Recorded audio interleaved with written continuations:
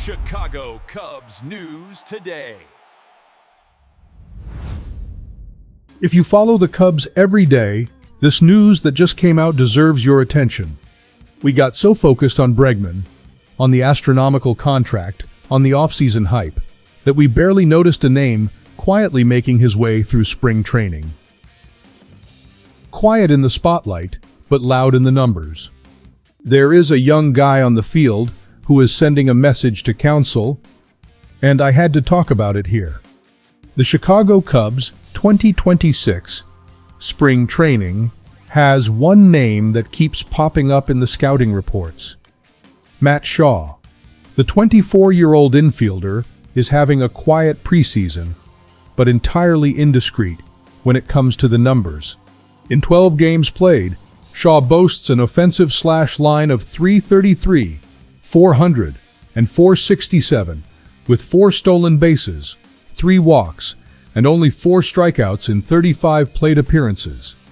Numbers that, in any scenario, would demand attention.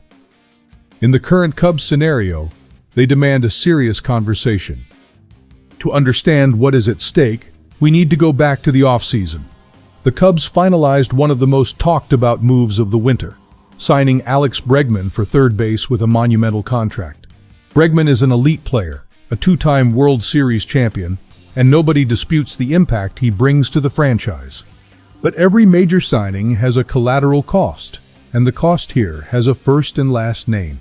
Matt Shaw lost the spot on the diamond that was his by developmental right. Shaw made it to the Major League roster in 2025 with an inconsistent debut, typical of young guys facing the MLB learning curve for the first time. However, in the last 3 months of that season, something changed. His bat became more consistent, his reading of the game evolved, and the adjustments demanded by the development department started showing up on the field. The offseason seems to have solidified that growth. If you have been following the Cubs for a while, you know we have always valued homegrown talent. Do you remember how you felt when Anthony Rizzo showed up for the first time? Or when Kris Bryant won Rookie of the Year, and we already knew it was special before the trophy even arrived? Well, Shaw has that exact same vibe. I am not saying he is going to be the league MVP. I am saying that when you see a young guy go through a position change, lose his starting spot to an established star, and still show up on the field hungry and putting up numbers like these, that says a lot about the athlete's character. And Cubs fans understand this. We do not just root for the starting lineup, we root for the club, and Matt Shaw is the club right now. Looking at these preseason numbers, what catches my attention the most is not the .333 average. The preseason has that effect. Everybody plays well in Arizona. What really impresses me are the 4 stolen bases and the 3 walks. That tells me Shaw is making good decisions at the plate, understanding the strike zone, and using the whole field. That is not March luck. That is hard work. I truly believe Craig Counsell is going to need to get creative here.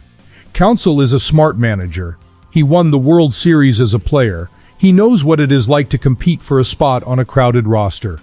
But leaving Shaw to rot on the bench would be a waste that we, as fans, cannot accept without complaining. From a tactical standpoint, Shaw solves a real problem: versatility. He can play both the infield and the outfield, which gives the Cubs enormous flexibility when building the lineup depending on the opponent or a potential injury. Teams that make it to October usually have this piece on the bench, the player who can step into 3 different positions and still produce. And look, I say this as a fan who lived through 2016. That team won because they had depth, they had talent to spare. When someone went down, the next guy stepped up and performed. I really want to believe we are building that again. Shaw can be a fundamental part of this puzzle, but only if the Cubs have the courage to keep him active and not let him rust on the bench. So, Cubs Nation, I want to hear from you. Do you think Counsell is going to find real space for Shaw in the lineup, or is he going to sit on the bench more than he should? And what is more, do you trust this kid as a piece of the team in 2026, or do you still need to see more before jumping on the bandwagon? Leave your opinion in the comments. This channel exists because the conversation between fans is what keeps the flame alive, especially in the months before opening day, when we live on hope and spring training spreadsheets. If you want to check out some items we recommend, the link is in the description.